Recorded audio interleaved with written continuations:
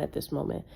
And I was chased down by sex traffickers. Why would you ever say to me, why do you think everybody is after you? I never said anything that would allude to me thinking everybody was after me, but why would you be so insensitive? Because if I was in a place psychologically where I was experiencing PTSD after everything I went through, why would you say that to me so condescendingly? You understand what I'm saying? So it just put me in this place where I'm just very vigilant now. I'm very watchful because I'm just aware. It's just a lot. There's just a lot. And we got to put ourselves in a perspective where it's like we got to let God fight for us. God can't fight for me if I shut up and try to cover myself. I'm not going to try to cover myself. I'm going to be as open and as free and as honest as I can be throughout this situation. And I do pray that God takes these people down. I really pray he takes them down, because this is, like I said, when you are an organization operating at such a large percent and you're utilizing money, it's deeper than just a RICO charge. You're utilizing gang members, you're utilizing traffickers, you're utilizing tech companies, you're utilizing so many different things that at this point you're not even you shouldn't even be facing a RICO charge. You should be being persecuted as a terrorist organization. If you're found to have been a part of this, you should be persecuted as a terrorist. A terrorist is a group of individuals bringing terror to any sort of a citizen of a specific nation, right?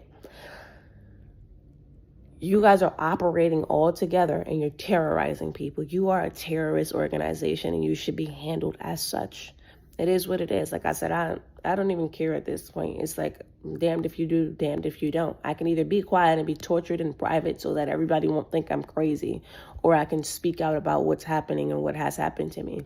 And I will reiterate this again. Ever since I got this phone, it's like, it's not that it hasn't been anything, but it's like it's been things that are like easily, I can just ignore it. You understand what I'm saying? It's not the way that it was this summer. Now that I have the ability, like if they were to start doing these things again, I can record it, I can document, I can put it out there. Like now it's like little stuff where it's like it's like kind of like feels like bait and switch. Like if I was to be like, oh, here's one of the things that they did this summer. Like if you were to have seen it at the large scale that they did it before, then you would be able to be like, oh shit, they're still doing it. But because it's such a small scale thing at this point, and it's really not that serious, right? Because it's been dialed back at this point. If I was to be like, oh, look what they're doing with this, it's like it fits into that narrative that they, like the family member decided to try to build. Like, you think everybody's after you. Like, you understand what I'm saying? So I just have to protect myself. And that's why certain things at this point aren't even worth like even reporting on or saying anything about. And here's the funny thing too, like when I got arrested twice because they refused to put me away. I wanted to go get put somewhere safe until they did an investigation. And then if they would have just watched the video footage, if they would have talked to me, if they would have did what the fuck they're supposed to do, they would have been able to follow it and see what the fuck I was talking about. Pull up the tapes, ask me who was who, what is going on. They would have been able to see it, but they didn't do that, right? So put me somewhere fucking safe at this point. You keep saying you won't step in until the crime is committed. These people are walking around with black bags in it with tools, threatening to cut my fucking fingers off because somebody started a rumor and said I was a pedophile. I have never fucking touched a kid in my motherfucking life. I have no qualms towards pedophilia. And then they started to send women to do the same thing. I have no fucking qualms towards women either. I'm not a homosexual and I'm not a fucking pedophile.